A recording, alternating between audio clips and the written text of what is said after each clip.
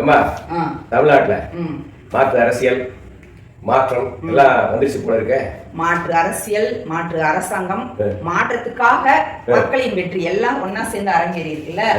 அதாவது கிட்டத்தட்ட 4 வருஷத்துக்கும் மேல போராடினாங்க. தமிழ் தாய் வாழ்த்து தான் பாடுவோம், இறுதியில தேசிய கீதம் பாடுவோம், எங்களுக்கு அதுவும் முக்கியம் இதுவும் முக்கியம், ஆரம்பிக்கும் போது எங்களுக்கு தான் முக்கியம்னு கிட்டத்தட்ட 4 வருஷமா போராடினாங்க. யார் கூட? ஆர்.என். ரவி கூட.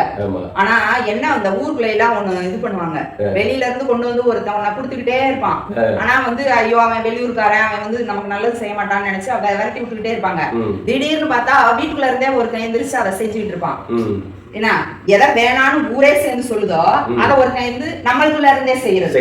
இது எவ்வளவு அதாவது எதுவுமே ஈஸியா கிடைச்சிடல. இங்க சமஸ்கிருதம் படிச்சாதான் மருத்துவம் படிக்க முடியும் இருந்தது.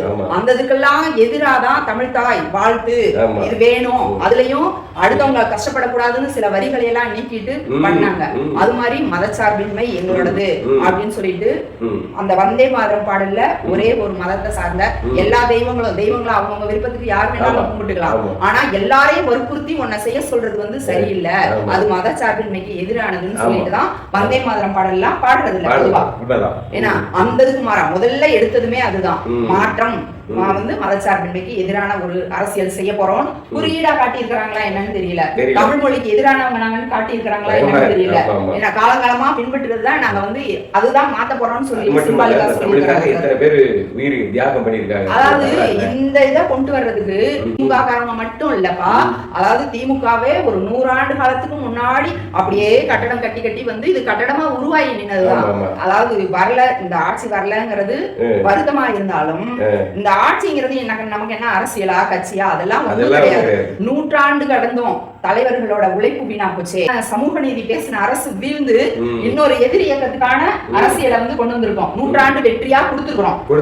நம்ம கைய கொண்டே நம்ம கண்ண குத்துற மாதிரி ஒரு ரொம்ப வலிக்குது. தமிழ 3வது இடத்தை கொண்டு வைக்கிறது நினைச்சு பார்க்க முடியல அப்படின்னு உடம்பு அதிர்ந்து என்ன பண்றது.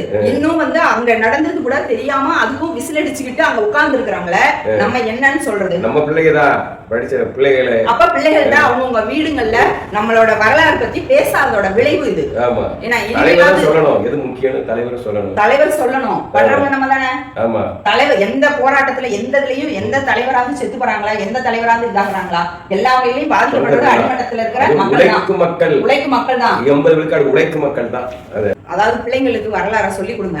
பிள்ளைங்களுக்கு நம்ம வந்த வழி தெரிஞ்சாதான் நம்ம மாற்று வழியா இருந்தா கூட எந்த வழியில போகணுங்கிற சிந்தனை வரும். இல்லைன்னா போக வேண்டியதுதான்.